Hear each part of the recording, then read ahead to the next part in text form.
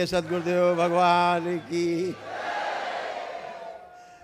गुरु माता की, भगवान भोलेनाथ की, माता कामाख्या की, सभी संतों की, गौ माता की, बोलिए सच्चे दरबार की, गंगा मैया की, करौली शंकर महादेव की, हर हर महादेव।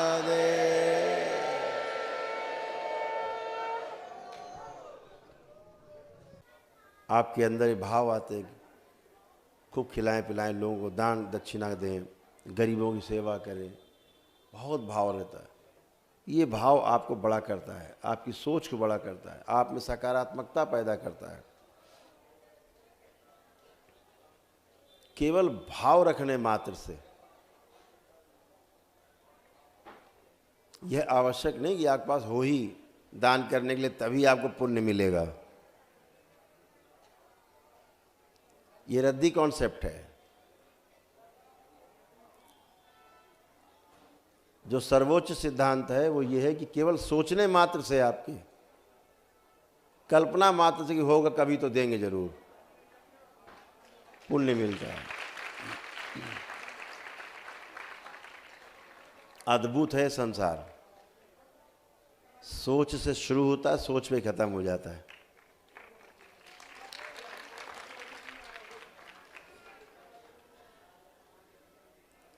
जैसी सोच, छोटी छोटी बात का ध्यान रखेंगे तो कभी नकारात्मक ही नहीं होंगे।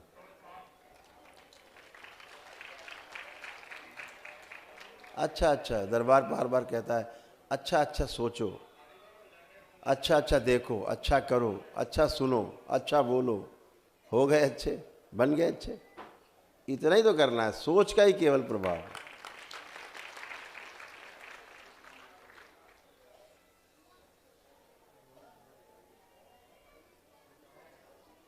आप किसी व्यक्ति से संबंध बनाते हैं, मिलते हैं और बार बार उससे मिलने की इच्छा होती है, वो केवल उसके विचार के कारण आपने देखा उसमें कि उसके अच्छे विचार हैं, इसलिए। फिर चाहे वो कुरूप हो, चाहे गरीब हो, चाहे पदहीन हो, धनहीन, कुछ भी हो, कुछ ना हो उसके पास, विचार अच्छे हैं, आप दौड़ पड़ते हो उसकी ओर। जंगल में नागा साधु बैठा रहता है, लंगोटी भी नहीं है, दौड़ पड़ते हो आप उसकी तरफ। किस लिए? उसकी सोच अच्छी है, उसका विचार अच्छा है, इसीलिए आप दौड़ते हो उसकी तरफ से, आकर्षित होते हो। शरीर देख के आकर्षित नहीं होते, कपड़े देख करके, वैभव देख करके आकर्षित बिल्कुल नहीं होते। तो वह सोच आपको अपने आप में विकसित करनी है और उसके लिए आप पूरी तरह से तैयार हैं, एकदम शुद्धि है आपकी कि अब आप ऐसी सोच रख सकते हैं बराबर, निरंतर।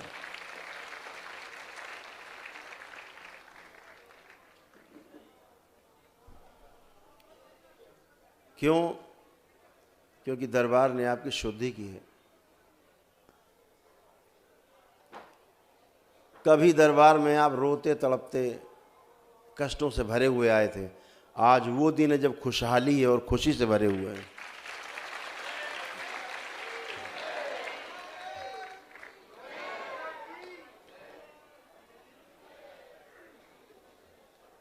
लोग पूछते ये दीक्षा लेने लोग कहाँ से लोग आते हैं? कि कहीं से नहीं आते, ये बाबा का प्रोडक्शन है।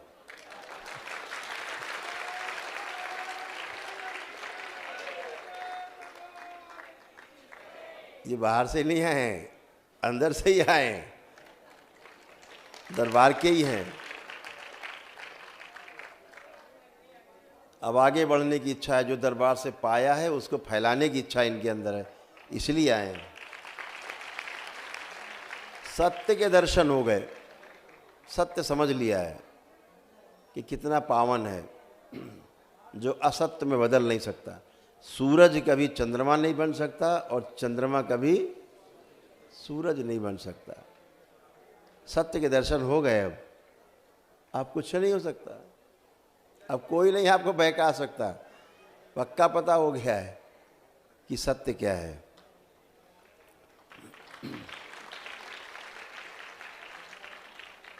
तो जब भी आप किसी पीड़ित व्यक्ति की मदद करते हो, दरबार का आप पता बताते हो, अच्छी सोच, आपको उसका पुण्य मिलता है, क्योंकि आप ऐसा करते हो। सोचने मात्र से मिलता है, करने से और ज्यादा गहरा होता है।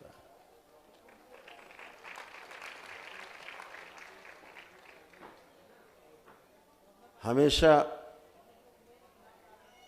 इस बात का जरूर ध्यान रखना है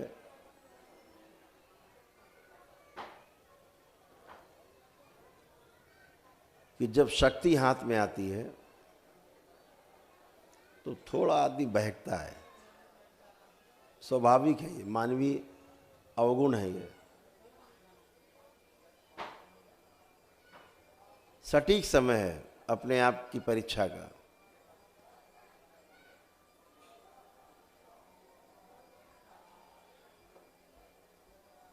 तुरंत आंख बंद करनी है और बाबा को प्रणाम करना है और बोल देना है कि बाबा, हमारे अंदर जो अहंकार आ रहा है इसकी स्मृति नष्ट कर दी जाए बस। और जहां 5 बार ओम नमः शिवाय बोल के आंख खोला, अहंकार गायब, बचता नहीं। इतना अद्भुत दरबार और इतनी अद्भुत शक्ति आपको दरबार ने दे रखी है सबको। परिवार में संकट कष्ट आते हैं, किसी को बीमारी आती है, कोई भी शरीर है, किसी को कोई बीमारी हो सकती है अपने अपने कर्म भोग के अनुसार। आप केवल प्रार्थना कर लेते हो, उसको टच कर लिया, प्रार्थना कर लिया, आ जाएगा आराम में तुरंत। जहाँ बाबा से प्रार्थना की वो कष्ट आपसे होकर निकल जाएगा। इतना जरूर करना, ये करने के बाद वो वाक्य आखिरी वाला जरूर बोल देना कि बाबा, जो फला सदस्य के लिए हमने प्रार्थना की उसका जो कष्ट मुझ में आ गया है, कृपा करके उसकी स्मृति भी नष्ट कर दें। खत्म, उससे भी गया और आपसे भी गया।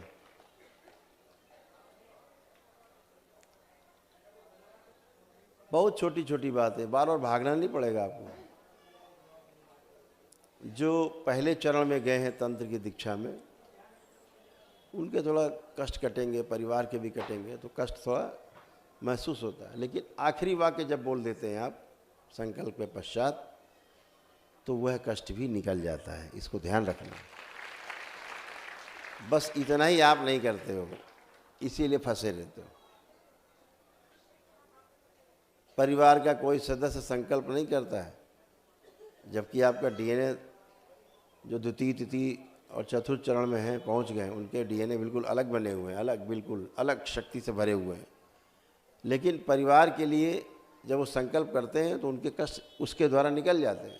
इतनी सुविधा आपको दरबार ने दे रखी है, आपका डीएनए का ऊर्जा पथ अलग बनाने के बावजूद भी, क्योंकि वो परिवार है। और इसीलिए तो दीक्षा लिए कि हम भी अच्छे रहें, परिवार भी अच्छा रहे, तन अच्छा रहे, मन अच्छा रहे। हो गया पूरा।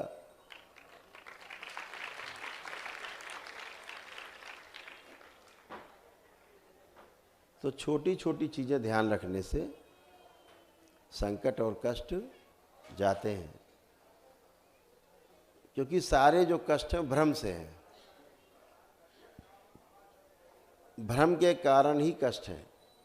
सारे कष्ट ए से लेके जेड तक, ए टू जेड, भ्रम के कारण कष्ट है।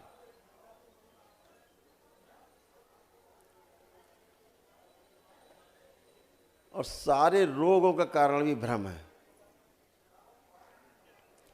इसलिए कहा जाता है कि लेपन जरूर कर ले, करा ले। परिवार के जिस सदस्य में कष्ट है तो सूजन जरूर चली जाए मस्तिष्क की। आप में भी सूजन हो तो चली जाए, वो जरूर कर लें। सूजन से ही भ्रम उत्पन्न होता है।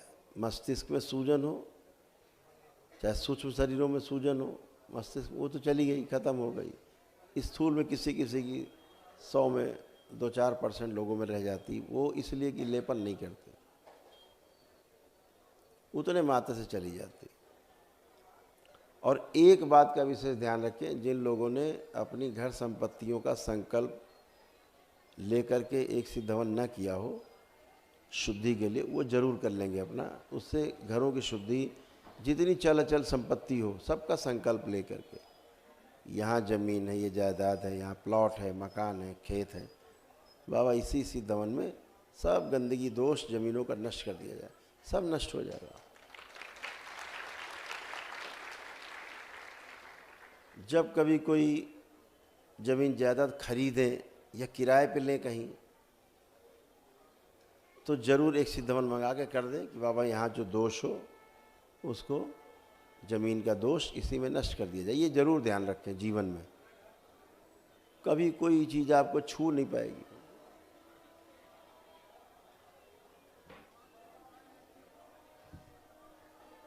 तो समस्या बाहर नहीं है, इस बात का हमेशा ध्यान रखना।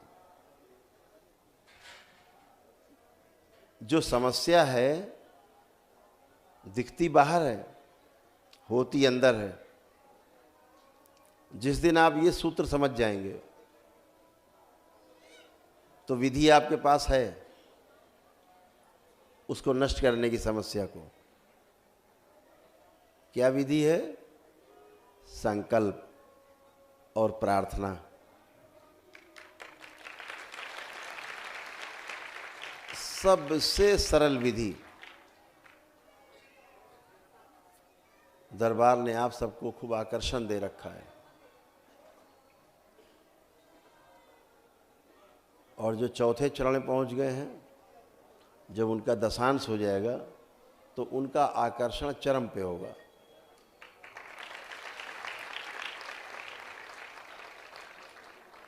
फिर बिल्कुल नहीं रोएंगे कि गुरुजी व्यापार नहीं चल रहा, गुरुजी नौकरी करने का मन नहीं कर रहा, गुरुजी ये हो रहा है, बचता ही नहीं।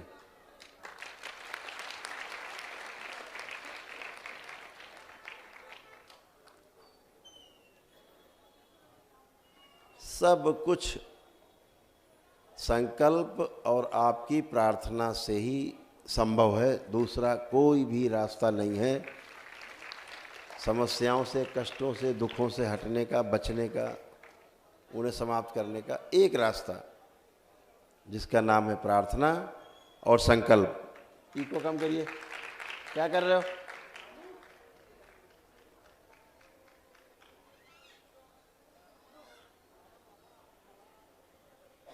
ओम। ये छेड़ता क्यों रहता भाई?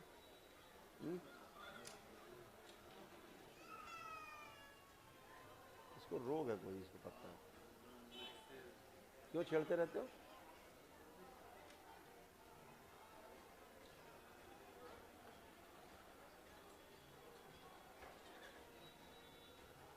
फ्लो तोड़ता है।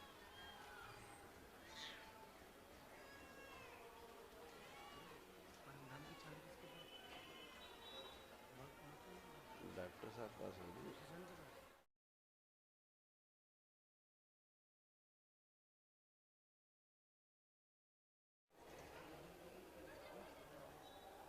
ये भी एक व्यवस्था है।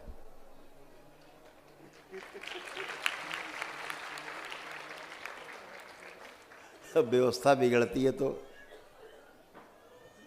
गड़बड़ा जाता है मामला, और व्यवस्था उसके अंदर गड़बड़ जो पीछे बैठा है उसके अंदर अव्यवस्था है।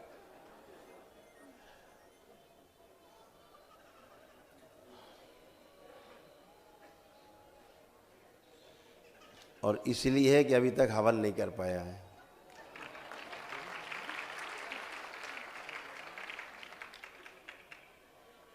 छुप के बैठ गया।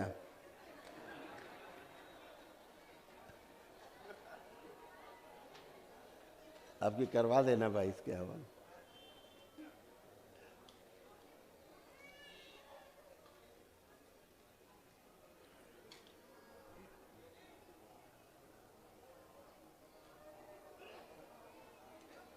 तो दरबार का ऐसा सोचना है कि नवंबर दिसंबर की पूर्णिमा के बाद जनवरी में तो काशी में है, काशी विश्वनाथ में सम्मेलन हम सबका,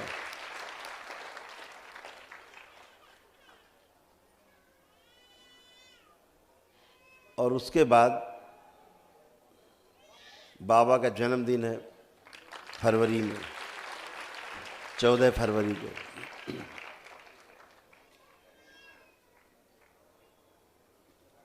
मार्च से 2024 के मार्च से हर महीने की जो दीक्षा है पूर्णिमा में, वो बाहर किसी न किसी तीर्थ स्थान में हुआ करेगी।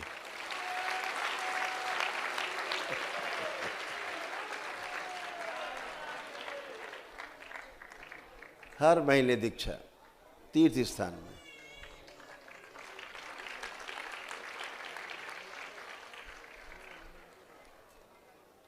जितने दीक्षित भक्त हैं बाबा के, उन सबसे यही अनुरोध है, जब पहुँचे उस जिले में, उस शहर में, तीर्थ स्थान में, अपनी पूरी ड्रेस में,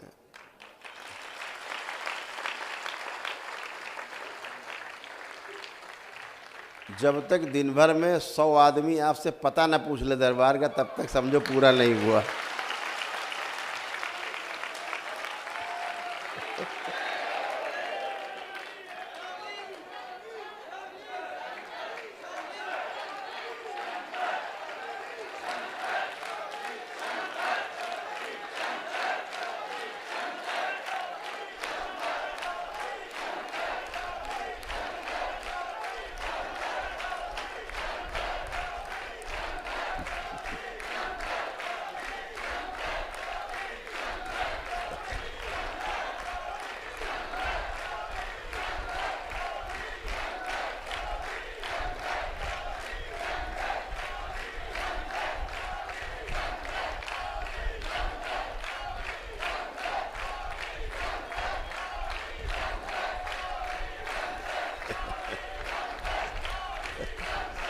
आपसे कोई नहीं जीत सकता।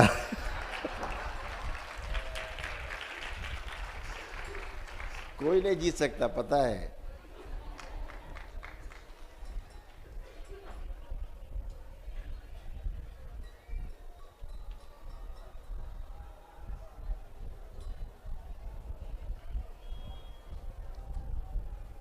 तो ये जो हर महीने की दीक्षा होगी बाहर इसलिए हो ताकि आपके दरबार का विस्तार भी हो और अपने तीर्थ स्थानों के प्रति हम सबका, अपने परिवार का सम्मान भी बढ़े अपने हृदय में।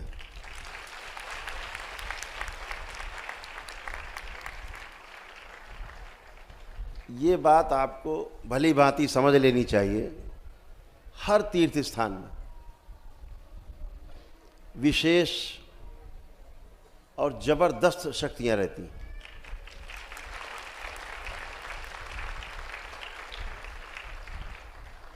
लेकिन ये भी बात आपको समझ लेनी चाहिए कि कोई भी शक्ति अपने आप कार्य नहीं करती है।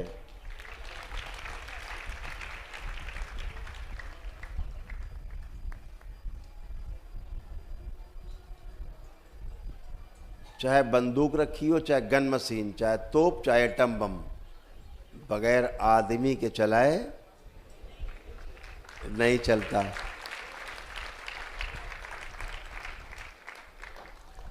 शक्ति को कार्य करने के लिए एक मानव शरीर की आवश्यकता जरूर होती है।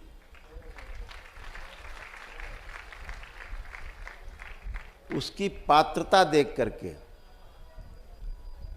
शक्तियां सक्रिय होती हैं उसके द्वारा।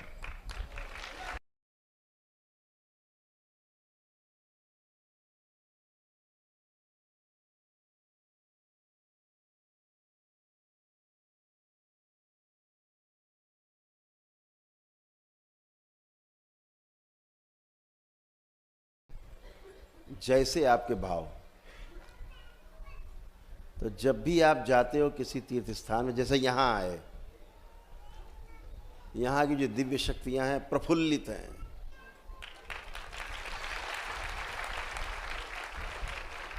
उनका उत्साह सातवां आसमान छू रहा है। रास्ता दिख गया कि एक से एक सकारात्मक लोग यहाँ हैं, इनके द्वारा काम हो सकता है, शुभ काम इनके द्वारा हो सकते हैं।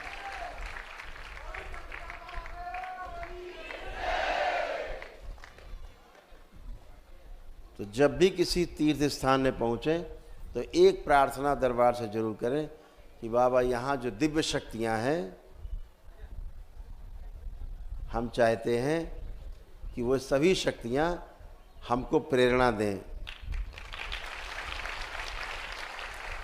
मार्गदर्शन दें, शक्ति दें। जरूर करें। हर तीर्थ स्थान में भरी पड़ी हैं शक्तियाँ, लेकिन ये भी ध्यान रखो कि खाली मंत्र जप के या गेरुआ कपड़ा पहन लेने से या दाढ़ी बाल बढ़ा लेने से वो शक्तियाँ तुम्हारे भ्रम में आने वाली नहीं है।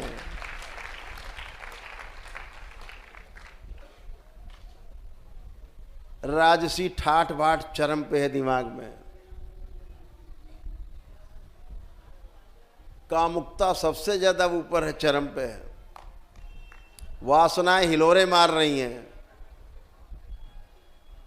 ऊपर से रंगे सियार की तरह लबादा ओढ़ लेने से कुछ भी होने वाला नहीं है।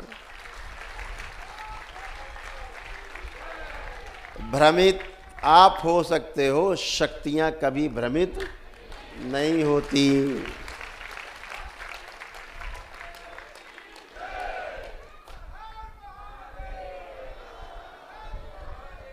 और एक बात जरूर ध्यान रखना, जीवन में अंदर रखना बहुत मजबूती से, दरबार से जुड़ा हर व्यक्ति इतनी शक्ति है आपके पास, अगर आप सकारात्मकता से लगे रहो तो हर व्यक्ति इस गद्दी पर बैठने का अधिकारी है। इसको ध्यान रखना। सब कुछ आपके संकल्प से चलेगा। यह पूरी सृष्टि संकल्प से ही चल रही है। संकल्प से सृष्टि की रचना हुई, संकल्प से ही यह सृष्टि चल रही है व्यवस्थित। हमारी वासनाएं उसके काम में अड़ंगा डालती हैं। तो प्रकृति का काम है कि आपको ठीक रखना, चाहे कान पकड़ के उसको ऐंठना पड़े, चाहे 2 थप्पड़ लगाने पड़े, चाहे तुमको उठा के पटकना पड़े, वो ठीक करके ही छोड़ेगी। जुगाड़ नहीं है बचने का। समय का फर्क पड़ सकता है, साल 2 साल 10 साल 100 जन्म 1000 जन्म, लेकिन बचने का उपाय नहीं है। तुमको ठीक है करके छोड़ेगी वो, और सभी को ठीक करती है। अद्भुत है। हम कह रहे हैं कि इसी जन्म में ठीक हो लो। आगे किसने देखा है? आगे किसने देखा? किसी ने नहीं देखा।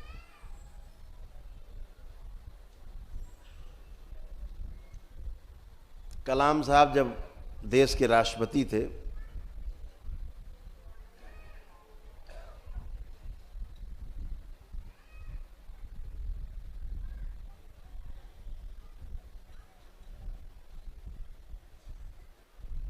तो श्री ए नागराज जी को उनसे मिलने का समय तय हुआ।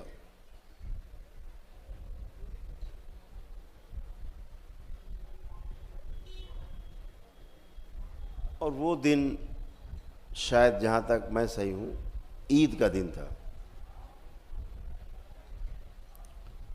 शायद 6 अगस्त नहीं 14 तारीख थी, अगस्त का महीना था और 2006। आप YouTube पर डालेंगे तो मिल जाएगा।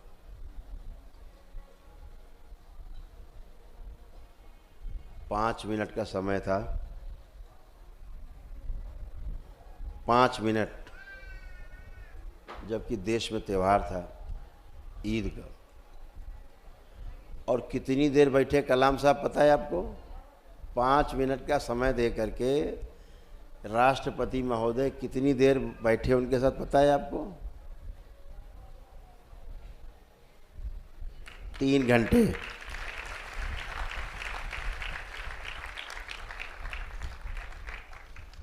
कलाम साहब ने शरीर छोड़ने तक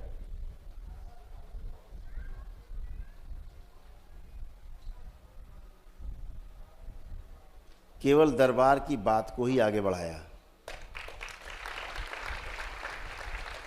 उसका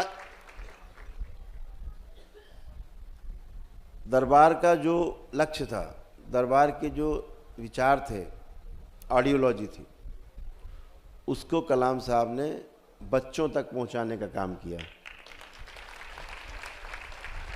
किस रूप में? शिक्षा के रूप में।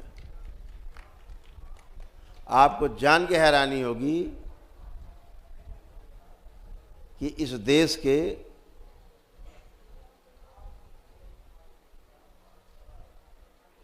सात प्रदेशों में जितनी भी टेक्निकल यूनिवर्सिटीज थी, सब में बाबा की पुस्तकें चालू हो गई।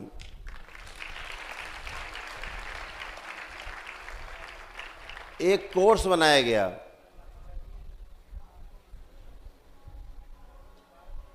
उस कोर्स का नाम था human values and professional ethics.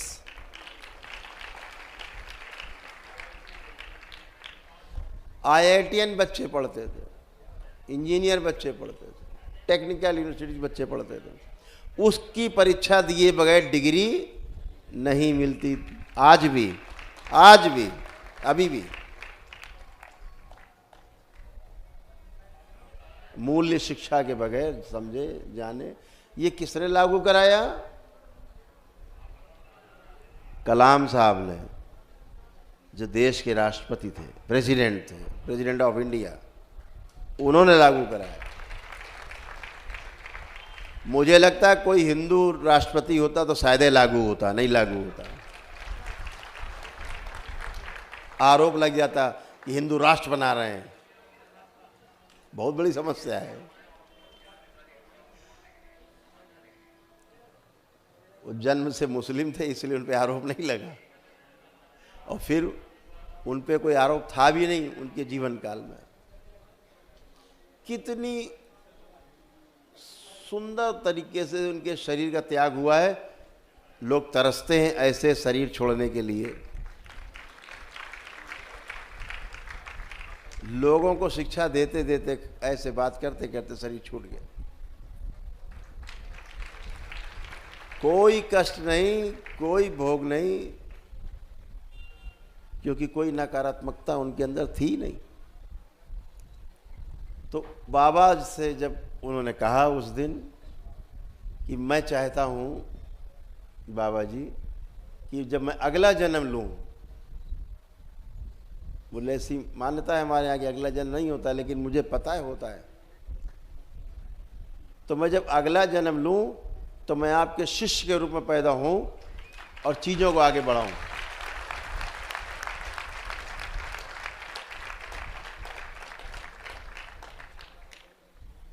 तो बाबा ने कहा, कर दिया बच्चों वाली बात,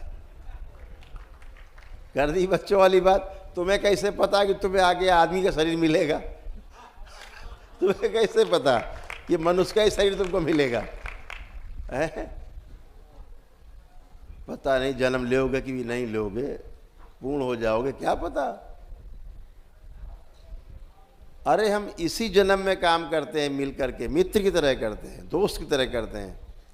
शिष्य बनने की क्या आवश्यकता है? मित्र की तरह मिलकर काम करते हैं, सेवा के लिए निकलते हैं, मानव सेवा के लिए। और ये जो हमने जाना इसको फैलाया जाए।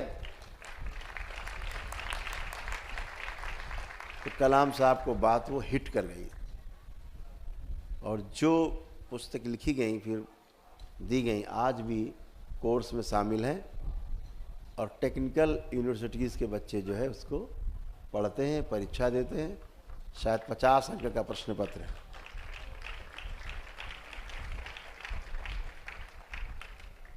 तो विचार से आप किसी को भी, अच्छे विचार आपके हैं और अंदर वाले की भी गंदगी अंदर नहीं है, तो आपके विचार को अच्छी तरह वो समझ सकता है।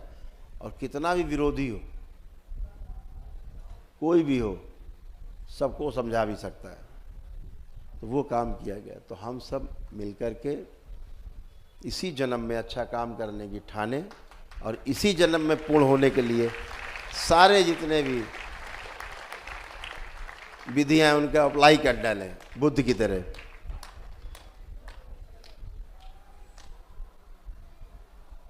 भगवान बुद्ध क्या करते थे पता है आपको?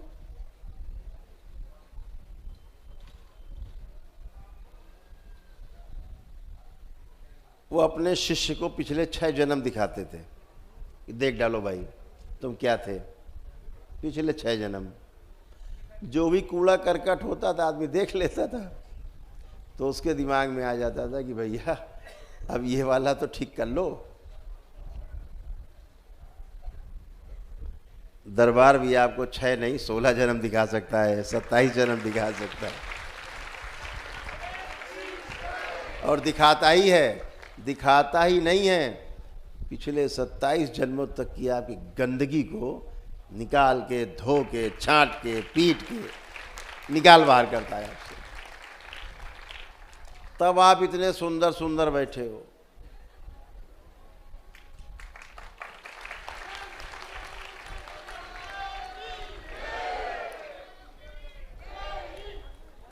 आपकी गंदगी का अकाउंट नील है, गंदगी का अकाउंट एकदम नील। अब आपकी जिम्मेदारी है कि इसमें अच्छी अच्छी चीज़ें डालो इस अकाउंट में।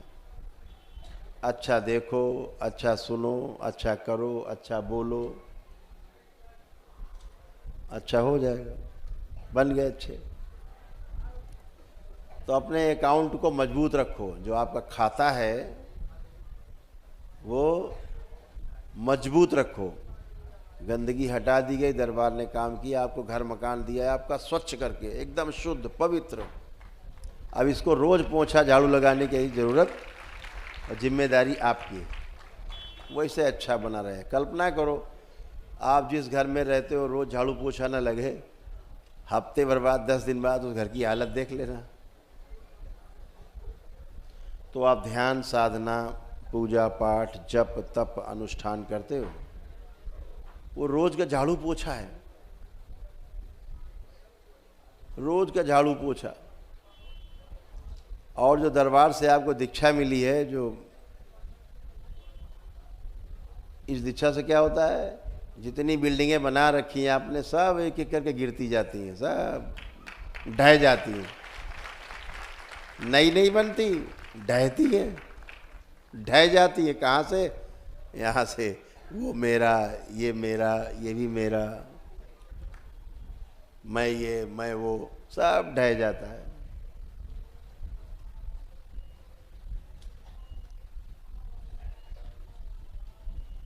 दरबार ने तमाम चीज़ें आपकी जो गंदगी थी सब ढहा दी है, बचा नहीं है। अब नया न बनने पाए, ये जिम्मेदारी आपकी है। गंदगी का ढेर नया नहीं बने। तो रोज़ अपना बाबा माँ से लौ लगा के रखना है, भगवान भोलेनाथ और माता कामाख्या की आराधना पूजा करना है। जो दीक्षा आपको बाबा के द्वारा मिली है,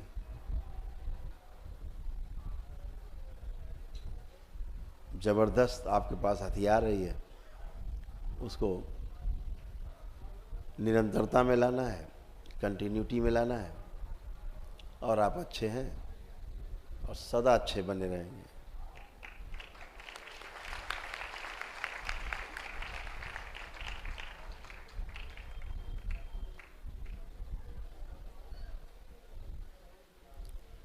जो पहले चरण की दीक्षा में गए हैं, पहला चरण, उनका जप 2.5 लाख है, पता ही होगा सबको। तंत्र के पहले चरण की दीक्षा का जो मंत्र है उसका दशांश जो है वो 2.5 लाख जप के बाद 25,000 मंत्रों से सिद्ध होता है मंत्र। जो द्वितीय चरण की दीक्षा है उसका जप 6 लाख का जप है। यही जप तृतीय चरण में भी है, 6 लाख का ही। लेकिन जो चतुर्थ चरण की दीक्षा है उसका कितना जप होगा बताओ जरा? 10? कम है, और बताओ? हैं? 20 लाख? कचूमर निकल जाएगा। केवल 2.5 लाख।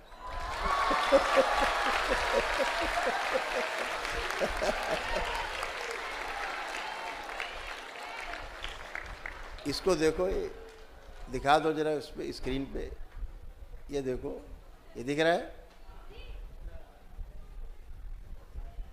इतने से दुश्मन चला जाएगा।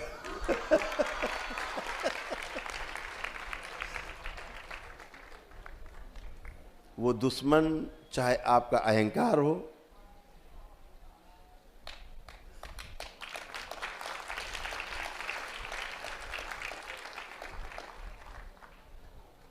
वो दुश्मन चाहे आपका लालच हो, मोह हो, वासनाएं हो, नष्ट। सबसे पहला दुश्मन अपने घर के अंदर यही है। हम बाहर के दुश्मन से कम अपने अंदर के दुश्मन से ज्यादा परेशान है।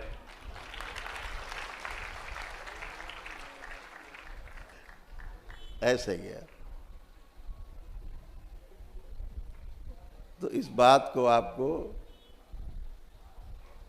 समझना है कि देखो आगे वाले कितना सरल कर दिया गया, और मंत्र भी सरल है। ओम ऐं ओम ओम ओम नमः स्वाहा।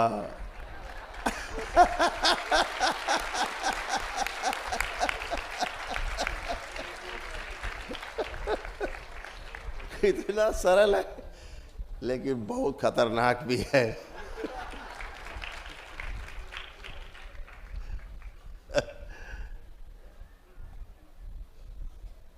सारी शक्तियां जब आती हैं तो थोड़ा बढ़ता ही है। उसी को वॉच करना है, वॉच करने से नष्ट हो जाता है। केवल आपने ध्यान दिया, चोर चोरी करने घूम रहा हो, 2 आदमी लगा दो उसके पीछे, घूमो जरा। बेचारा चोरी नहीं कर पाएगा। हैं? आजकल लोगों ने सीसीटीवी लगवा दी है, वो बेचारा देखता रहता है सबको, कौन क्या कर रहा है। चोर देखता, कैमरा लगा, सीसीटीवी। सबसे शरीफ आदमी वही है।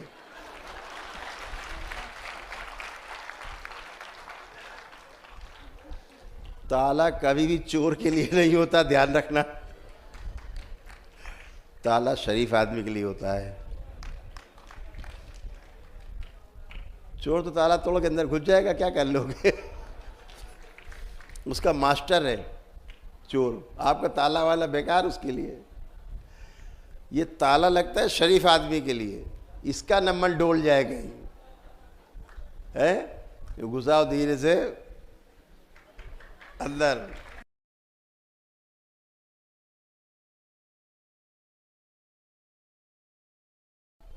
तो निकृष्टों के लिए कोई नियम नहीं है, सारे नियम आप लोगों के लिए हैं, ध्यान रखना।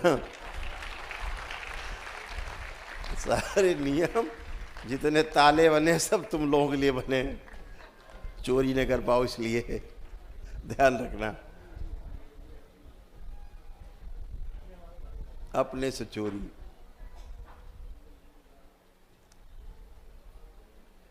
बहुत अद्भुत हमारे ऋषि मुनियों ने हमें अनुसंधान करके जो हमें सूचना दी है अपने ज्ञान को उपलब्ध होने के बाद। कल्पना करिए कि परंपराओं की परंपराएं खप गईं एक पन्ना लिखने में, ग्रंथ का। ऐसी हजारों परंपराएं ऋषि मुनियों की खप गई आपके लिए ग्रंथ तैयार करने में, और हम उस ग्रंथ को देखना नहीं चाहते, कूड़ा समझते हैं। ये हमारी सबसे बड़ी फेल्योर है, हमारी सबसे बड़ी असफलता है कि हम अपने ही धर्म को, यानी अपनी व्यवस्था बनाई हुई जो सृष्टि में व्यवस्था है, उसको नहीं समझना चाहते। और एक पन्ना पढ़ करके कोई आदमी बाहर का बहुत बड़ा वैज्ञानिक बन जाता है और फिर आपको ज्ञान बांटता है, और हम उसकी बल्ले बल्ले कर ताली बजाते हैं उसके लिए, वाह क्या बात है, क्या मोबाइल बनाया है। अरे भैया, बगैर मोबाइल के बात होती थी पहले।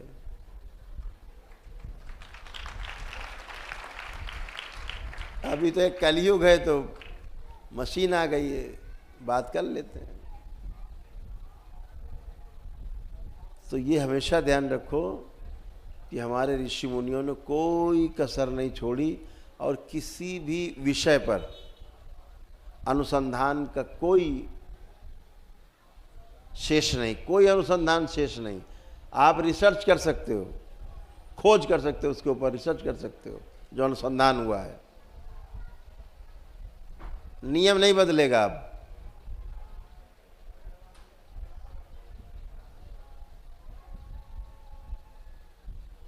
थोड़ा उसी में और दाएं बाएं कर सकते हो, नियम वही रहेगा। वायरलेस का जो नियम है वही रहेगा, वो नहीं बदलेगा। वो हटा दो, मोबाइल बेकार आपका, वो सिद्धांत है।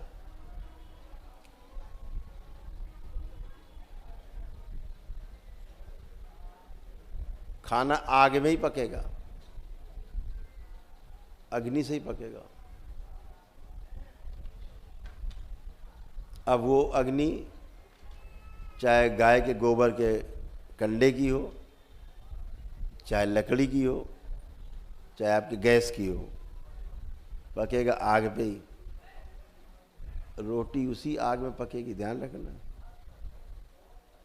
वो सिद्धांत नहीं बदलेगा। आप अलग चीज़ें जोड़ सकते हो, सिद्धांत वही रहेगा।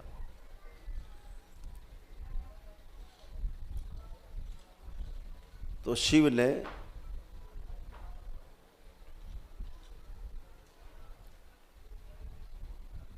सप्त ऋषियों को जो ज्ञान दिया,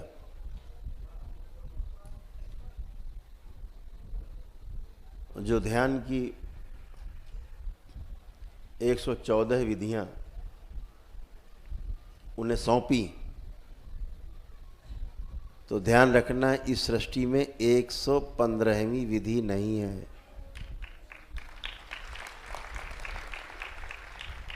मतलब 114 पूर्ण है मानव जाति के लिए,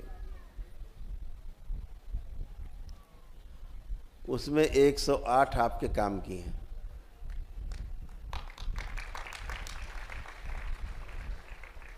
उन्हीं में से एक विधि को अपना करके सिद्धार्थ गौतम बुद्ध बन गए।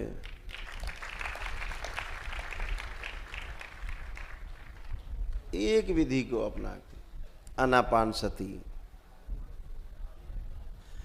कोई भगवान बुद्ध कुछ अलग से नहीं ले आए, कोई भी संसार में रहा हो जो पूर्ण हुआ है, कुछ अलग से नहीं ले आया। भगवान शिव की दी हुई इन्हीं 108 में से चुन करके एक विधि, जिसके लिए जो उचित है, जो जिसके लिए सहज है, उसी को अपना के पार हो गया।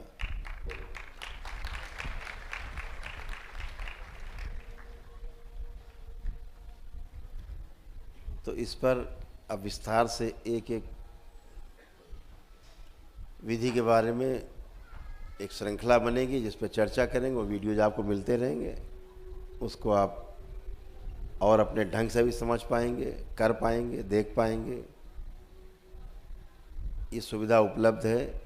इन सभी विधियों को कोई भी समझ सकता है, केवल लगन और अगन की जरूरत है, अपने आप समझना हो जाता है। तो लगन बनाए रखिए और अगन जलाए रखिए, सब पार।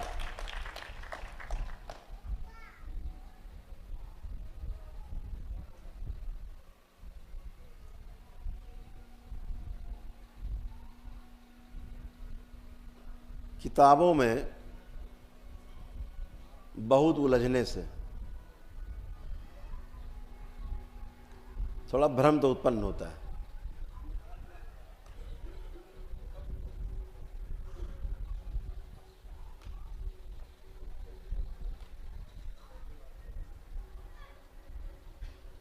अभी किताब को ही लोगों ने ज्ञान मान लिया है।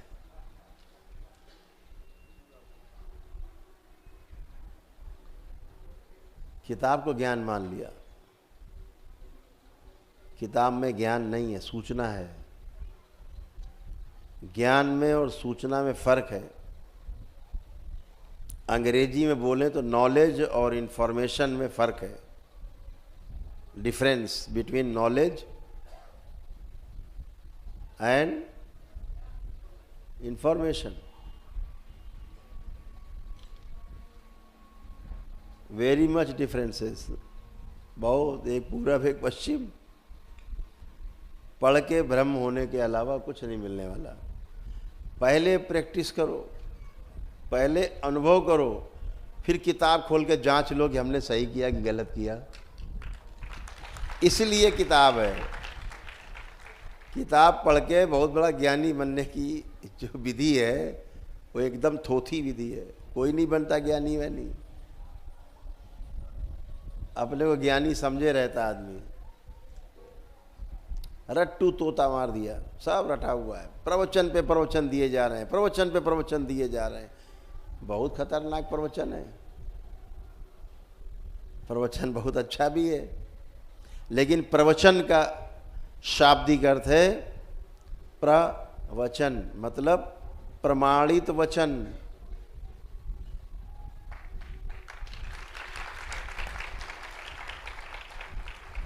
यानी आप कर चुके हैं, अनुभव हो चुका है आपको, आप इसमें जी रहे हैं, फिर इस गद्दी पर बैठ के बोल रहे हैं।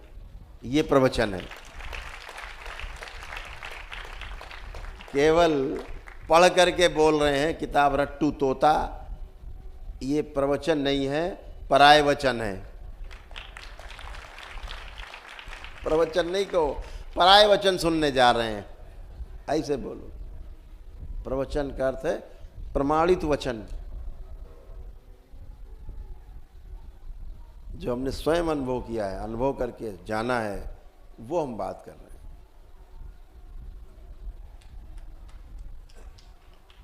इसलिए अनुभव ही सर्वश्रेष्ठ है। जो कल मैं कह रहा था ना कि जाति न पूछो साधु की, पूछ लीजिए ज्ञान। ज्ञान की बात हो रही, सूचना की नहीं हो रही। ज्ञान ही सर्वश्रेष्ठ है। तलवार तो बेमतलब की है। बेमतलब मतलब अपने आप नहीं चलेगी। वो जो प्रैक्टिस किया है, उसने अनुभव किया है, वो छका देगा 10 तलवारबाजों को अकेले, गिरा के धराशायी कर देगा अनुभव से। आप कौन है? हम तो थाईलैंड की तलवार लाए, तुम्हारे पास तो इंडिया की है, आओ लड़ लो। इंडिया वाला प्रैक्टिस करके बैठा है, तुमको ऐसे लतिया गिरा देगा। है तो अनुभव बड़ा है, एक्सपीरियंस। इसीलिए अखाड़े में पहलवान रोज कुश्ती करते, रोज प्रैक्टिस करते हैं, फिर जाते हैं कहीं जीतने। हमारी सेनाएं रोज प्रैक्टिस करती हैं। अब अगर सोचे अरे असलहत इनके पास है ही, अभी काहे उछल कूद करने बैठे हो, अपने पड़े पड़े खाओ, जब युद्ध आएगा तो जाना। तो पता लगे प्रैक्टिस ही नहीं है, तो कहाँ से युद्ध करेंगे? तो प्रैक्टिस जरूरी। सेना हमारी रोज प्रैक्टिस करती है। विपरीत परिस्थितियों में जाकर के शरीर को गलाते हैं, तोड़ते हैं, कष्ट देते हैं, कि अगर वो कष्ट हमें युद्ध के मैदान में आए, वो तो रोजमर्रा की बात है, फिर वो कष्ट नहीं मालूम होगा। तो ये अद्भुत है आपका जो रोज की प्रैक्टिस है, रोज का अभ्यास है। तो ध्यान का भी अभ्यास रोज करना चाहिए।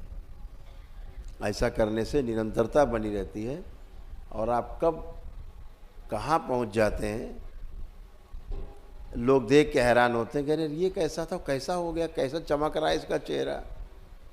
लोग गणित लगाते हैं, बहुत गणित लगाते हैं, ये कैसा था यार, कैसा हो गया।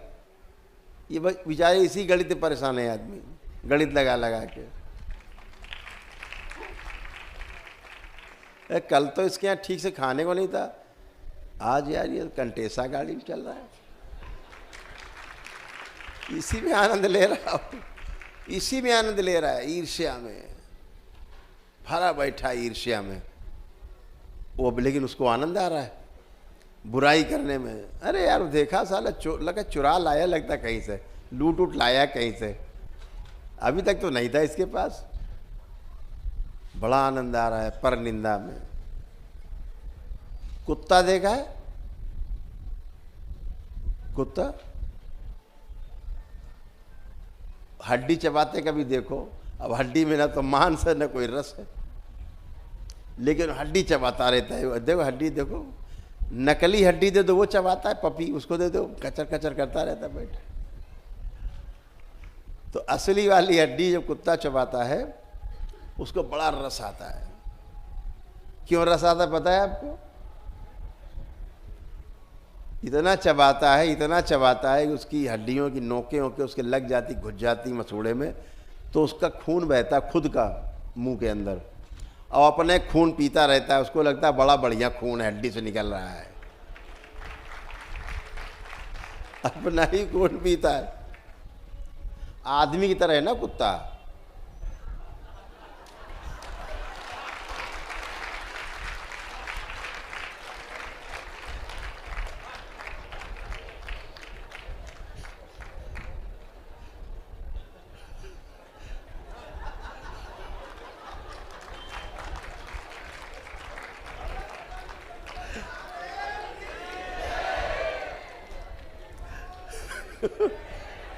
इस पृथ्वी पर एक ही ऐसा जीव है जो आदमी के जैसा है, उसका नाम है कुत्ता जी।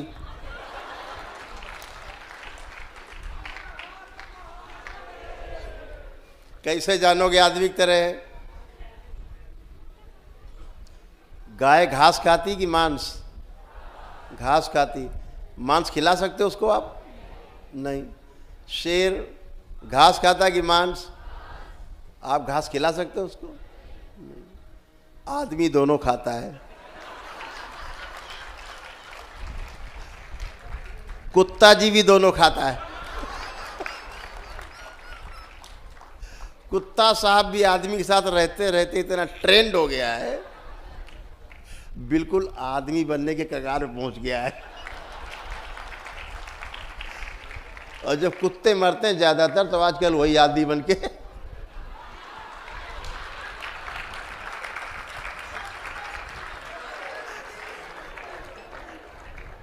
बहुत जल्दी जन्म मिलता है कुत्ते को आदमी का, पता है।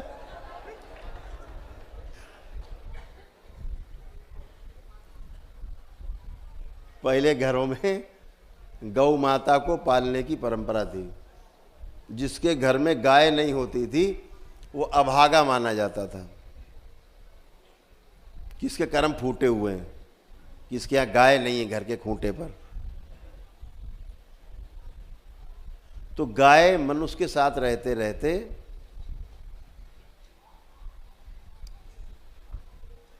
इतनी ज़्यादा मनुष्य के साथ मिल जाती थी, भाव से भर जाती थी कि मरते मरते उसको कोई मनुष्य याद रहता था, इसलिए उसको मनुष्य योनि प्राप्त हो जाती थी।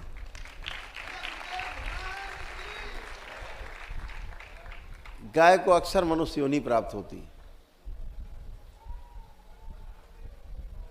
एक बार हमने बाबा से पूछा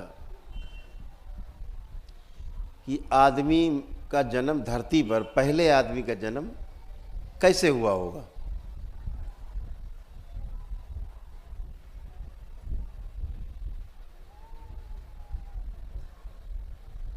तो बाबा ने कहा कि मेरे अनुसार आदमी का जो जन्म है गाय के पेट से हुआ, पहले मनुष्य का जन्म।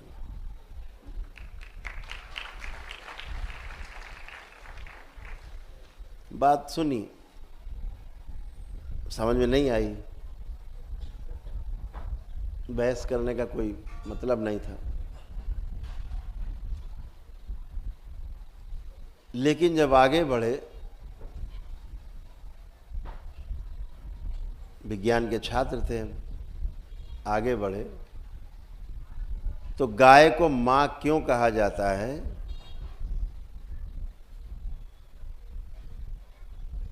इसकी सूचना प्राप्त हुई। वैज्ञानिक तरीके से प्रमाण के रूप में प्राप्त हुई। गाय को मां क्यों कहा जाता है?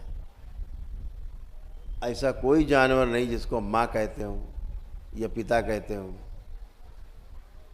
गाय को मां कहते, गंगा को मां कहते, तुलसी को मां कहते, धरती को मां कहते।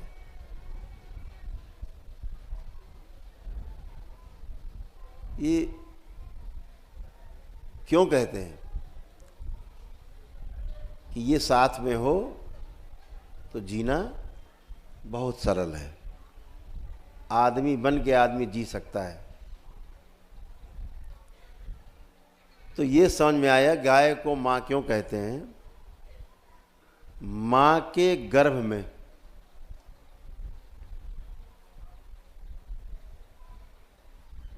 उसकी गर्भनाल से जुड़ करके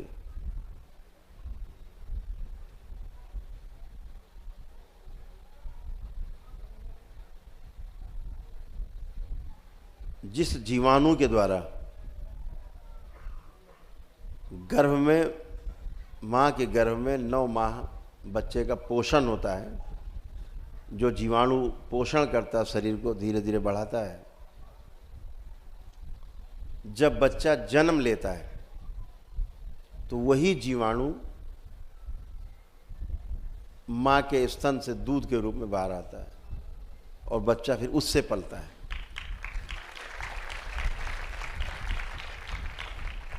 इसीलिए अपनी मां का दूध पी करके जो बच्चे बड़े होते हैं, असली में मानो वो होते हैं। वो डिब्बा बंद पाउडर वाला डिब्बा बन जाता है। माँ का कहते हैं ना, माँ का दूध पिया तो आओ, अब बेचारे पिए नहीं। कैसे आए? कहने भाई हम तो डिब्बे के पिए थे।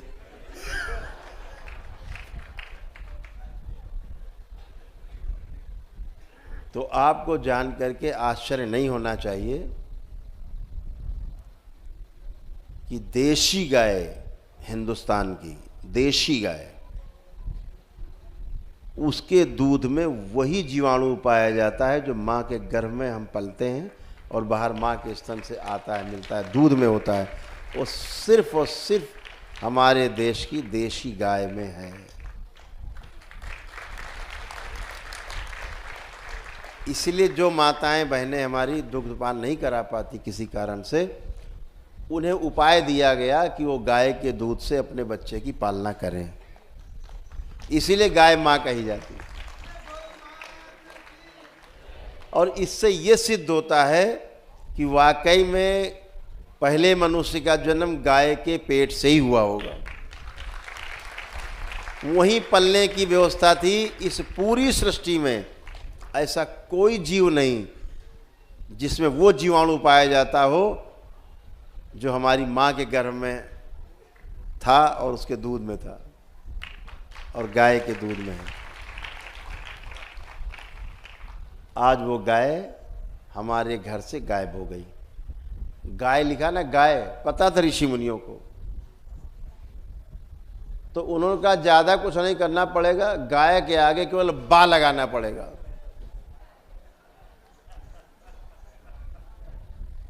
गायब। तो गाय गायब हो गई। इतना सरल दे दिया तो गाय गायब हो गई। गाय गायब हो गई तो आप क्या हुआ? मनुष्य की मनुष्यता मर गई। जो माँ का दूध पीता रहता है जिंदगी भर, सोचो जो बच्चा साल भर तक, 1.5 साल तक माँ का दूध पीता है, इतना बलिष्ठ होता है, और जिसको पूरे जीवन गाय का दूध पीने को मिले, अपनी माँ का दूध पीने को मिले, वो कैसा होगा? तो हम सब वंचित हो गए। कहाँ चले गए? अमूल दूध पीता है इंडिया।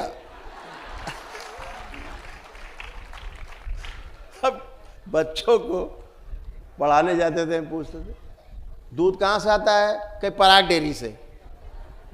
पराग डेयरी से दूध आता? उन्हें पता ही नहीं बेचारों को दूध कहाँ से आता है।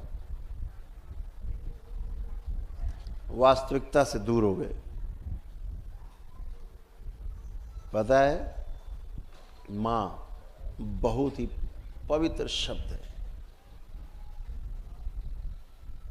कितना छोटा नाम दिया,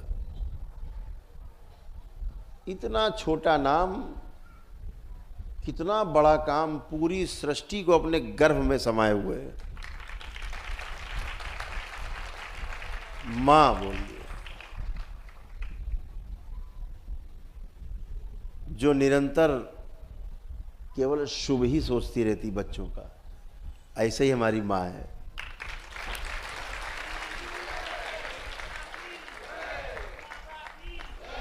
केवल शुभ। आपको पता है,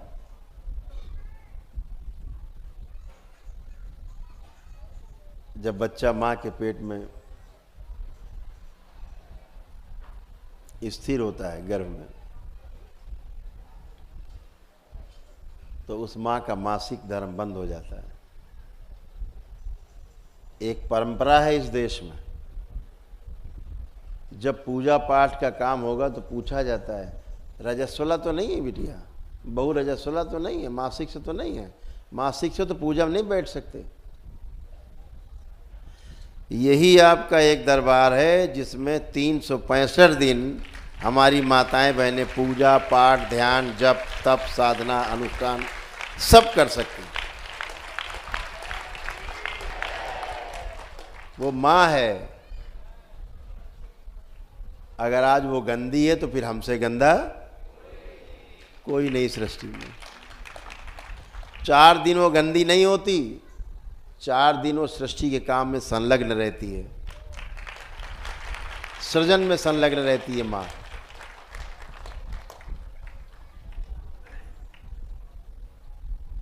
जैसे हमारी माँ कामाख्या वर्ष में 4 दिन जो कार्यक्रम चलता है, माँ उन 4 दिनों में सृजन में रहती है, उस कष्ट से गुजरती है। तो हमारे ऋषि मुनियों ने नियम बनाया कि कष्ट में होगी, कमजोरी महसूस कर रही होगी, तो उससे कहो आराम करे। ऐसा सोच के बनाया। निठल्लों ने क्या कर दिया, ना ना ना दूर छुआ, जो अपवित्र है। तो पहले तो तुम अपवित्र, पहले तुम उठो वहां से, तुम खुद है अपवित्र हो। क्यों? माँ के उस मासिक धर्म जो बंद हो जाता है, जिसे आप खराब रक्त कहते हो, अपवित्रता कहते हो, उसी रक्त से 9 महीने तक आपके शरीर का निर्माण होता है।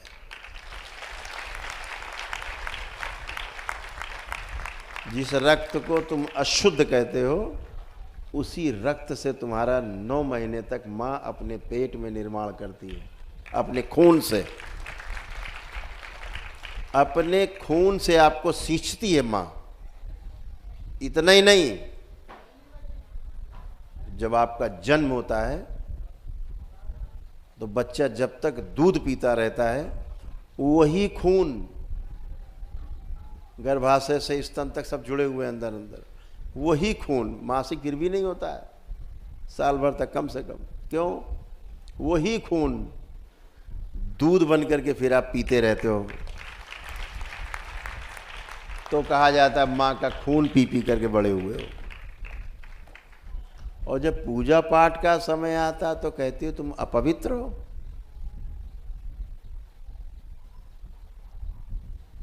सूचना में और ज्ञान में यही फर्क है।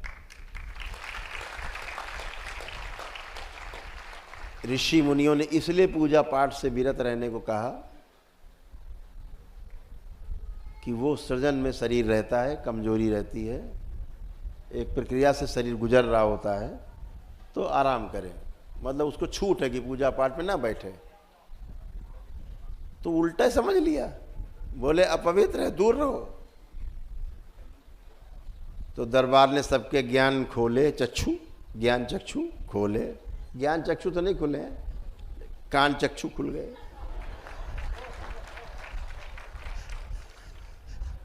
कान चक्षु कि देखो महिलाएं बच्चियां मासिक धर्म में नहीं, लेकिन हवन किए हैं और देखो सब टन्नों के बैठे हैं,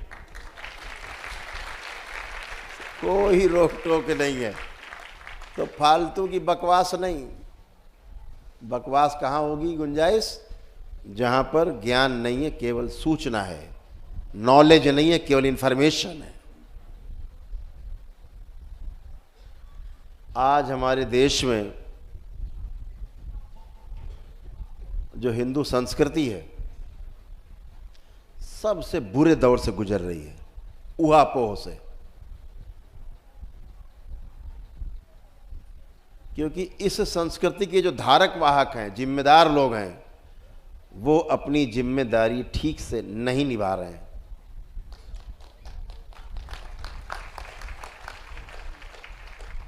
केवल हिंदू राष्ट्र, हिंदू राष्ट्र, हिंदू राष्ट्र चिल्लाने से हिंदू राष्ट्र नहीं बनेगा। हिंदू संस्कृति को अपनाने से हिंदू राष्ट्र ये देश बनेगा। हम अपनी संस्कृति भूल गए हैं, इधर ध्यान देना होगा। और ये ध्यान दिलाने का काम उनका है जिन्होंने इसका व्रत लिया है, घर छोड़ा है, जिन्हें हम साधु कहते हैं, जिन्हें हम संत कहते हैं। हमारे बड़े बड़े देश के जो धर्माचार्य हैं, जिनकी ओर हमारी निगाहें लगी रहती हैं, कोई संवाद नहीं रह गया है जनमानस के साथ। केवल प्रवचन, बैठ के छैया छैया दैया दैया, इधर बजाए बाजा उधर बजाए बाजा, डांस कराया थोड़ी देर 2-4 घंटे, बुद्धि विलास। बड़ा मजा आया आज। घर में जाके पता लगा जूता लात चल रही है। मजा तो यहां बहुत आया। घर पहुंचे फिर वही देते रहेगी, तलाक, मार कूट, उठा पटक। कहां चला गया भैया वो प्रवचन? ऐसा कोई घर नहीं, मुझे ऐसा लगता है, जिस घर में रामायण नहीं, श्री रामचरितमानस नहीं, ऐसा कोई घर नहीं। फिर भी महाभारत मच्छी फड़ी।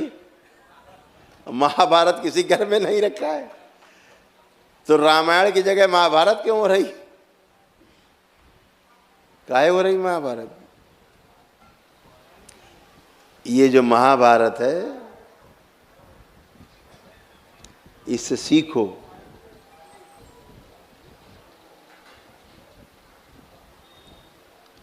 इससे सीखने की जरूरत है कि जब तक पितृ मुक्ति नहीं, तब तक महाभारत खत्म नहीं होगी घर की। ये ध्यान रखो। जब तक पितृ मुक्ति नहीं, पितरों की स्मृतियों से मुक्ति नहीं, तब तक ये महाभारत चलती रहेगी। महाभारत स्मृतियों का ही खेल था, वो श्री कृष्ण का खेल था। भगवान श्री कृष्ण सब दुष्टों का विनाश करा दिया, उसी में स्मृति डाल दी, लड़ मर जाओ सब।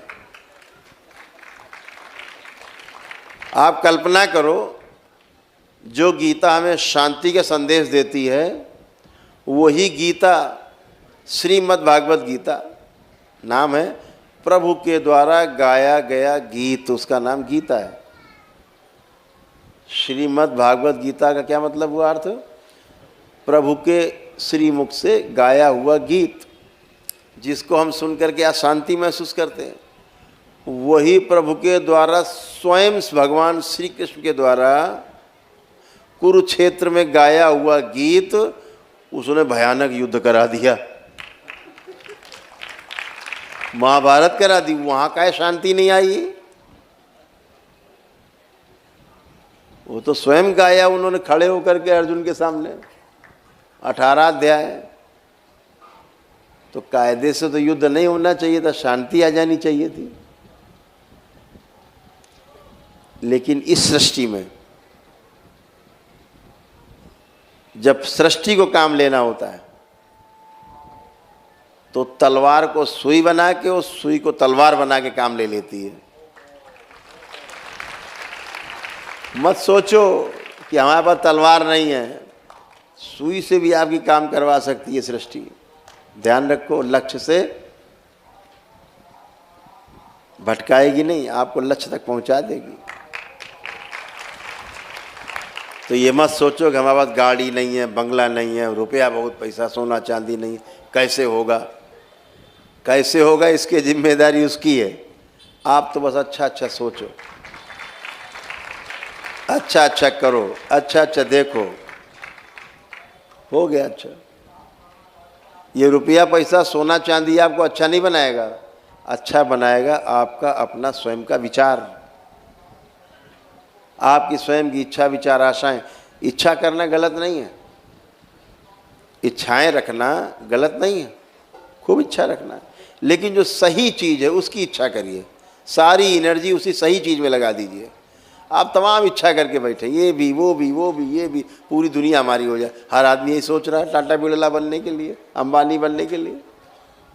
अरे भाई, कोई कर्मचारी बनने का भी सोचो। एक बड़ी गांव में कहावत कही जाती थी कि सब कुकरियां अगर परागे चली जाएंगी तो दोना कौन चाटेगा। यहाँ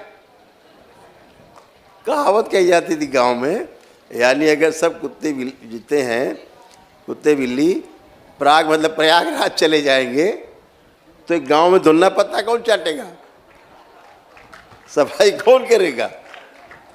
तो सबकी उपयोगिता सब अलग अलग स्थान पर है।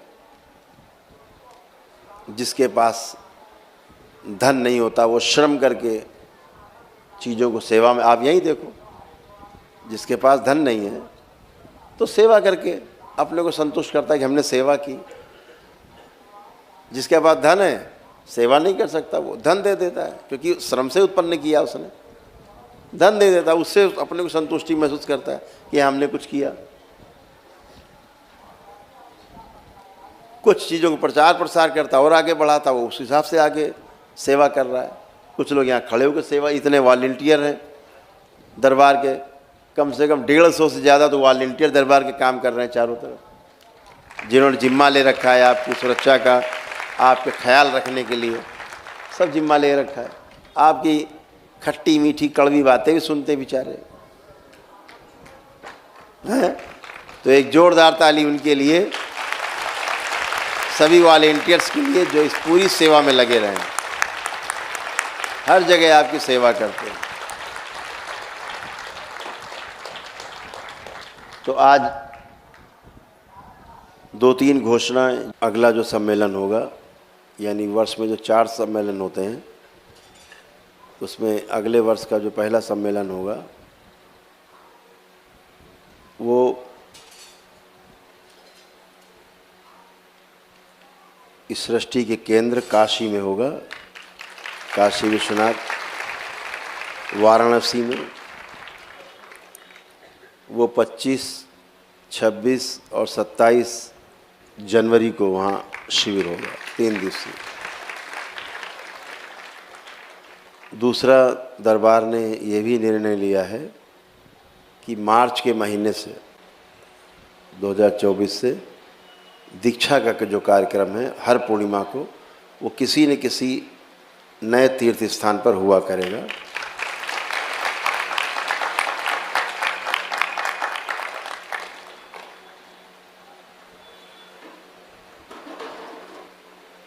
एक बात आपको और बताएं, डीएनए का खेल कुछ ऐसा ही है।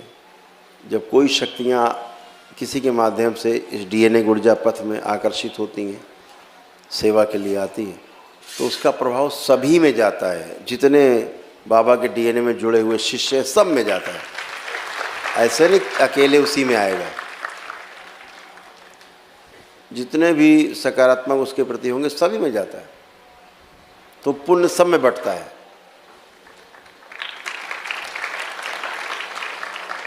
इसीलिए समूह में साधना का एक महत्व है।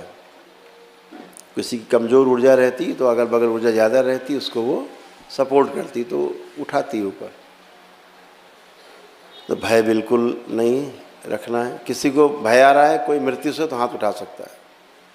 नहीं, ठीक, कोई भय नहीं किसी प्रकार का, मृत्यु का भी भय नहीं किसी में, ना मृत्यु से भय, ना रोगों कष्टों से कोई भय है, क्योंकि ये भगवान भोलेनाथ का दरबार है, माता कामाख्या का दरबार है, पूर्ण गुरुओं का दरबार है, इसलिए मृत्यु से भी भय नहीं।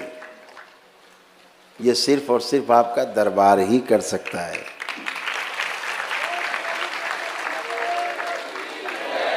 बाबा और माँ कर सकते हैं।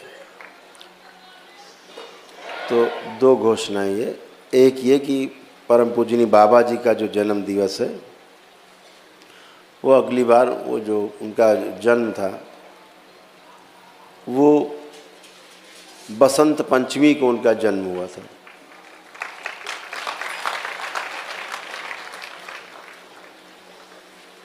तो 14 फरवरी को 2024 में बसंत पंचमी है। उस दिन उनका जन्मदिन बहुत धूमधाम से 3 दिन का जन्म दिवस करौली में मनाया जाएगा। कानपुर में बड़ा आयोजन किया जाएगा, भव्य।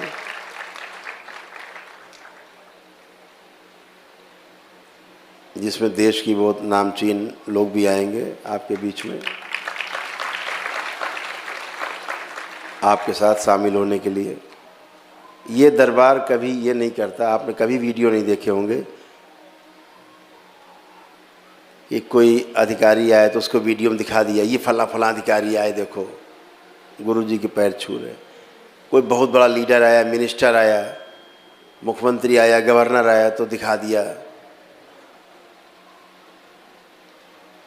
ऐसा कोई वीडियो देखा आप लोगों ने? कोई वीडियो नहीं। इसका अर्थ नहीं, ये नहीं कि नहीं आते।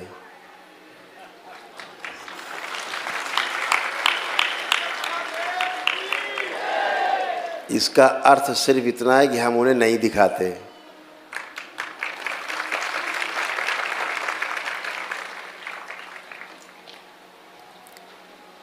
तमाम असुविधाओं से उनको बचाने के लिए और स्वयं को भी, दरबार को भी ऐसा नहीं दिखाते।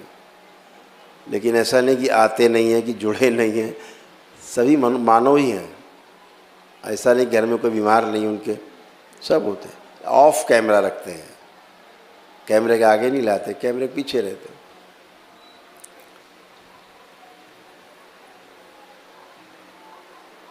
– 2025 से अपने आप सब आगे वही रहेंगे।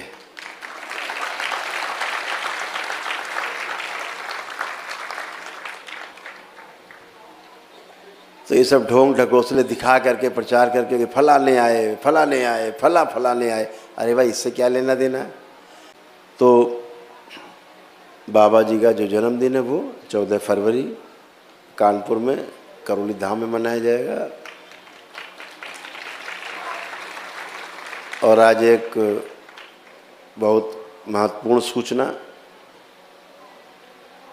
ताकि आपकी हर जगह जो सेना है मजबूत रहे, आपकी सुरक्षा के लिए भी, आपको सहयोग करने के लिए भी। आप जहाँ जाएं तो स्टेशन से लेकर के और जहाँ पे कार्यक्रम हो रहा वहाँ तक बीच बीच में आपको सब लोग मिलें, पहुँचाएं, आपकी मदद करें और समाज में और अच्छा काम करें, लोक कल्याण के काम करें। गरीब बच्चियों की शादियाँ करवाना, गरीबों की मदद करना बहुत पुनीत कार्य है। परम पूजनीय बाबा जी ने परिवार परंपरा पर सबसे ज़्यादा ध्यान दिया कि परिवार बने और सुखी रहें। इस पे सबसे ज़्यादा ध्यान दिया था। आज भी वही परंपरा कायम है कि दरबार की प्रक्रिया एक व्यक्ति करता है और स्वस्थ पूरा परिवार होता है। आप सब संकल्प करके आए, आपको पता है, आपको बताने की आवश्यकता नहीं। तो दरबार ने एक निर्णय लिया है कि एक संगठन बनाने का जो अराजनीतिक होगा, पॉलिटिक्स से दूर होगा, केवल दरबार के लिए होगा और दरबार की नीतियों को, कार्यक्रमों को लोगों तक पहुंचाने के लिए होगा, प्रचार प्रसार के लिए होगा, आपसे संपर्क बनाए रखने के लिए होगा, आपके कष्टों दुखों को दूर करने के लिए। जो भौतिक रूप से कोई समस्याएं हम तक पहुंचाने के लिए होगा। तो इसका जो प्रारूप है वो एक संगठन के रूप में आज इस हरिद्वार की इस धरती पर, इस पवित्र धरती पर, जहाँ संतों की आभाओं से ये पूरा आंदोलित है पूरा हरिद्वार, क्योंकि सब शुभ की कामना से लगे हुए हैं। सभी लोग भले नहीं अच्छा कर पा रहे हैं, लेकिन अच्छा करने की कामना बहुत ज़्यादा है, तभी घर परिवार सब छोड़ करके और ये चोला रंगाया, गेरुआ चोला।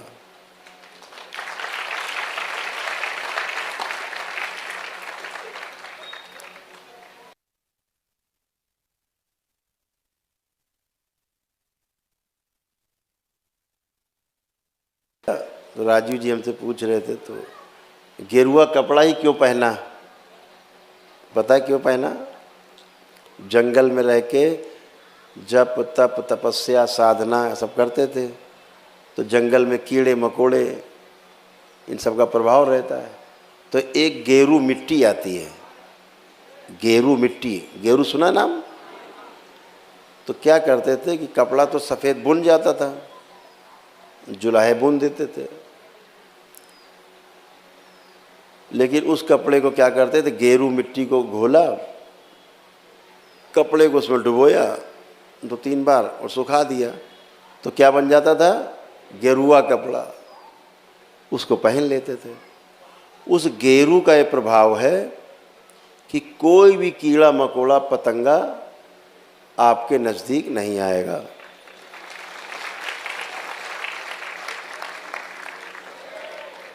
इसीलिए गेरू पहनाया गया, गेरुआ। जंगलों में रहते थे।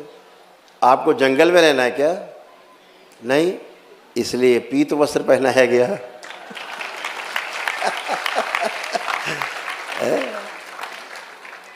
तो उस गेरू के मिट्टी से जो रंगा जाता था कपड़ा, उसको पहन लेने से कीड़े मकोड़े ये पास नहीं आते थे, सांप बिच्छू भी पास नहीं आते थे। जानवर भी देखता था तो देखता था कि बहुत शांत है, तो अटैक नहीं करता। जानवर तभी अटैक करेगा जब उसको उसकी मृत्यु का भय हो जाएगा, तभी आप पर अटैक करता, नहीं तो नहीं करता, किनारे चला जाता। तो इसलिए इस गेरू कपड़े का महत्व रहा है। अब उसको कालांतर में गेरुआ हो गया, है ना। कुछ दूसरे मजहब के लोग हरा कपड़ा पहनते हैं। वो जहाँ पैदा हुए, जहाँ रहे, वहाँ हरियाली नहीं थी, सब रेगिस्तान था।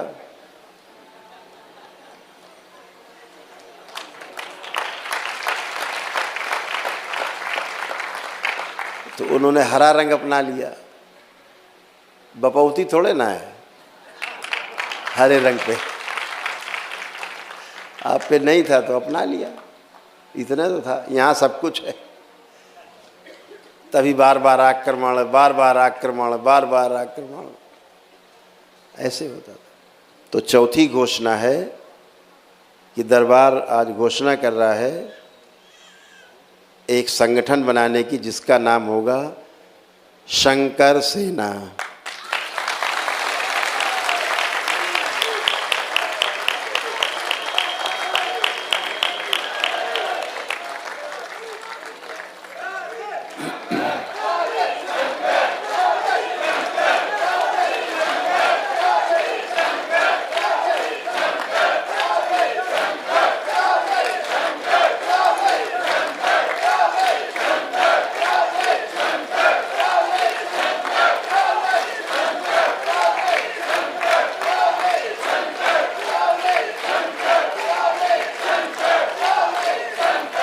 तो इस संगठन का नाम होगा शंकर सेना, और इसमें अलग अलग विंग बनाए जाएंगे। महिलाओं का विंग अलग, नवयुवकों का विंग अलग, बड़ों का विंग एक अलग, अलग अलग विंग बना दिए जाएंगे, ताकि अलग अलग कार्य सबके बटे रहें। और ये प्रदेश लेवल पे गठन होगा हर प्रदेश में, और वहाँ के उसकी जिम्मेदारी बनेगी कमेटी की, जिलों जिलों में अपने जो भक्त हैं, शिष्य हैं दरबार के, उस संगठन में जुड़ते जाएं।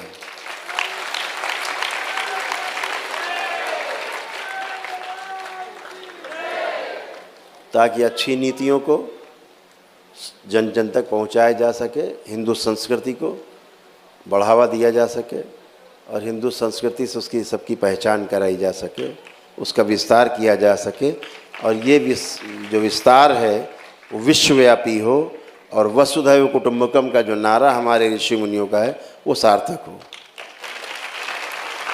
तो इसका गठन विदेशों में भी होगा। तो आप सभी लोग बहुत मस्ती से आप सबने यहाँ 3 दिन काटे हैं, तो जितनी मस्ती आई उतनी कस के ताली बजा दी जाए।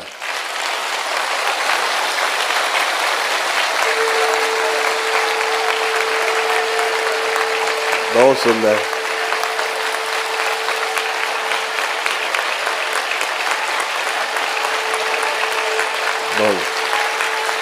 बहुत सुंदर, बहुत सुंदर। तालियां बता रही हैं कि बहुत आनंद आया है। ये आनंद घटे नहीं, बढ़ते जाना है। इस आनंद को और बढ़ाना है, बढ़ाते जाना है और हर तीसरे महीने होने वाले सम्मेलन में आने का संकल्प लेना है कि जरूर पहुंचना है। ये तालियां ही संकल्प हैं।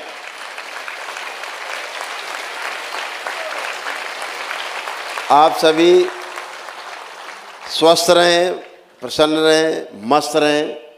परम पूजनी बाबा जी की ओर से, माँ की ओर से और भगवान भोलेनाथ और माता कामाख्या की ओर से मैं स्वयं आप सबको उनकी ओर से बहुत बहुत शुभकामनाएं, बहुत बहुत बधाई। आपके जीवन में सफलतापूर्वक चलने के लिए, नए नए कीर्तिमान स्थापित करने के लिए आप आगे बढ़ें। और मानव का स्वभाव है कि जो वो जान लेता है, समझ लेता है, वो दूसरों को समझाना चाहता है। इसलिए जो आप अच्छा अच्छा समझ पा रहे हैं, अच्छा अच्छा जी पा रहे हैं, ऐसा ही आप दूसरों को समझा पाएँ, समझा के वो जी पाए, ऐसा करना ये हम सब का दायित्व है। ऐसा आप कर पाएँ। इन्हीं मंगल कामनाओं के साथ, इन्हीं शुभकामनाओं के साथ ये 3 दिवसीय जो महासम्मेलन है करौली शंकर महादेव के दरबार का, आज इसका अगले कार्यक्रम शुरू होने तक के लिए समापन किया जाता है। उसको है कष्टों से निवार श्री राधारमण गुरुदेव की। बोलिए सद्गुरुदेव भगवान की, गुरु माता की, भगवान भोलेनाथ की, माता कामाख्या की, सभी संतों की, गौ माता की। बोलिए सच्चे दरबार की, करौली शंकर महादेव की, गंगा मैया की। हर हर महादेव। ज्ञान शक्ति अपार।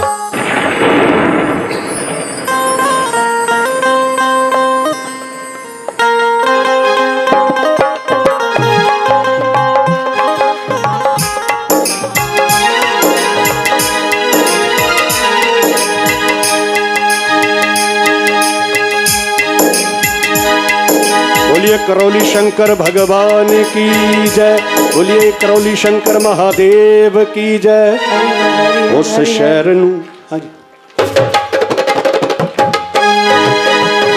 करौली शहर नू मेरा प्रणाम कि जिथे मेरे गुरु रहंदे ने। करौली धाम नू मेरा प्रणाम कि जिथे मेरे गुरु रहंदे ने। मेरे लिए चारों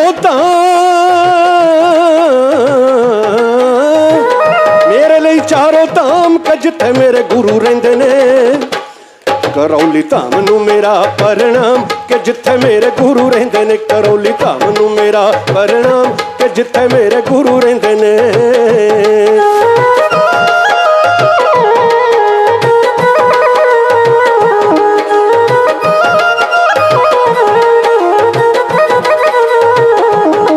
ओ तकदे न डुबदे ने, ਉਹ ਤਾਂ ਕਦੇ ਨਾ ਡੁੱਬਦੇ ਨੇ ਜਿਹੜੇ ਕਰੌਲੀ ਸ਼ੰਕਰ ਨੇ ਤਾਰੇ। ਉਹ ਤਾਂ ਕਦੇ ਨਾ ਡੁੱਬਦੇ ਨੇ ਜਿਹੜੇ ਕਰੌਲੀ ਸ਼ੰਕਰ ਨੇ ਤਾਰੇ। ਕਰੌਲੀ ਸ਼ੰਕਰ ਨਹੀਂ ਡੁੱਬਣ ਦਿੰਦਾ,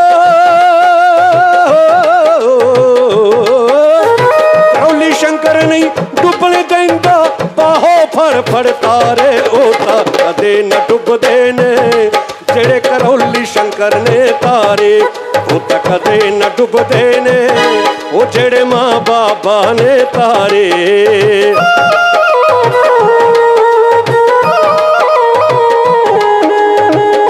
तेरे दरबार की बाबा निराली शान जो देखी, तुझे देते नहीं देखा मगर झोली भरी देखी।